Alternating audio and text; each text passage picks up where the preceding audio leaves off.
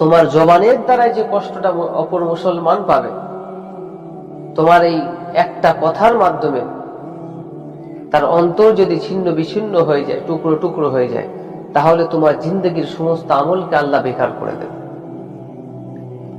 আয়েশা রাদিয়াল্লাহু তাআলা আনহা একটা শের বলেছিলেন, জারাহাতুস সিনাল লাহালতিয়াব ওমা ইয়ালতামু মা জারাহা বিল লিসান।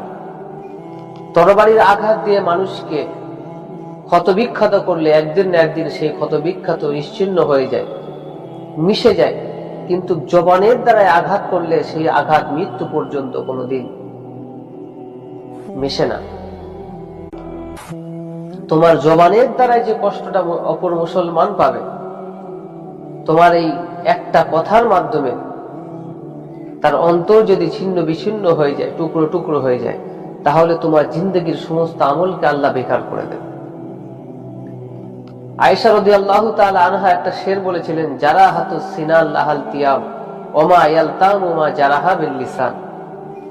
তরবারির আঘাত দিয়ে মানুষকে ক্ষতবিক্ষত করলে একদিন না একদিন সেই ক্ষতবিক্ষত নিশ্চিহ্ন হয়ে যায়, মিশে যায়, কিন্তু জবানের দ্বারাই আঘাত করলে সেই আঘাত মৃত্যু পর্যন্ত কোনোদিন মিশে না।